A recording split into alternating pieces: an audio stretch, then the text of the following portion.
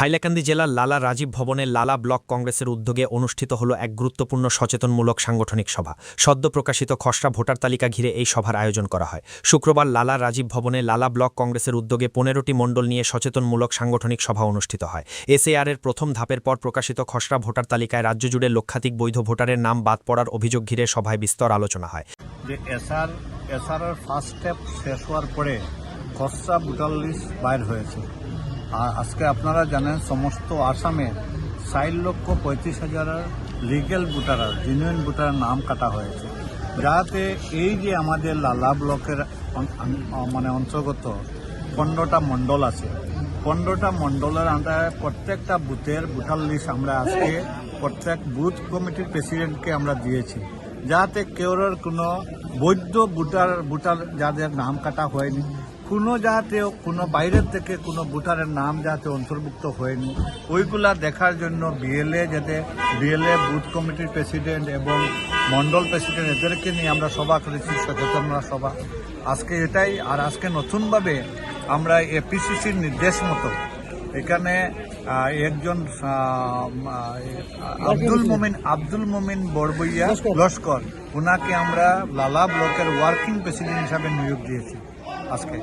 আর Bishu সিনহাকে vice president হিসাবে নিযুক্তি দেওয়া হয়েছে। আজকে এখন সুন্দরভাবে চলবে। মূল কথাটো বুথ কমিটি, মন্ডল কমিটি এবং যাতে এখনকার যারা ওয়ার্কিং প্রেসিডেন্ট যিনি আছেন, ইনচার্জ প্রেসিডেন্ট মনিরুদ্দিন লস্কর সাহেব আছেন, ওদেরকে নিয়ে যাতে সুন্দরভাবে ব্লক কমিটি ভালো করে চলে আর বুথ মন্ডল ঠিক করে হয়, ওইটা নিয়ে মূল সভা হয়েছে। সভায় মন্ডল সভাপতি, বিএলএ ও বুথ কমিটির প্রতিনিধিদের হাতে সংশ্লিষ্ট বুথের ভোটার তালিকা তুলে দেওয়া হয়, যাতে প্রকৃত ভোটারের নাম বাদ পড়েছে কিনা তা যাচাই হওয়া যায়। অনুষ্ঠানে উপস্থিত নেতৃবৃন্দ দলীয় ঐক্য জোরদার করে আগামী দিনে কংগ্রেসকে সাংগঠনিকভাবে আরও শক্তিশালী করার আহ্বান জানান এবং হাইলাকান্দি 2 বিধানসভা আসন ধরে রাখার লক্ষ্যে মাঠে নেমে কাজ করার বার্তা দেন। হাইলাকান্দি সৌরজিৎ ধরের রিপোর্ট, ঈশান বাংলা নিউজ, শিলচর। আমাদের যে ড্রাফট খসড়া ভোটার লিস্ট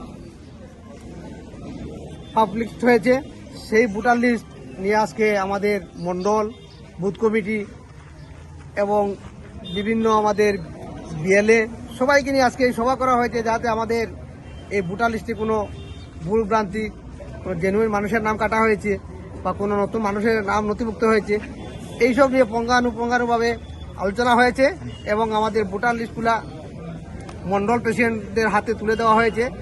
আগামী দিনে আমাদের অবজারভারও নিয়োগ করা হয়েছে, সেই অবজারভারগুলোকে নিয়ে এটা তদন্ত করা হবে এবং প্রত্যেক বুথ সেন্টারে যাওয়া হবে, সেন্টারে নিয়ে ভোটার লিস্ট মতে মিলিয়ে দেখা হবে যে এখানে কোনো জেনুইন মানুষের নাম কাটা হয়েছে কিনা এবং কোনো নতুন মানুষের নাম অন্তর্ভুক্ত হয়েছে কিনা।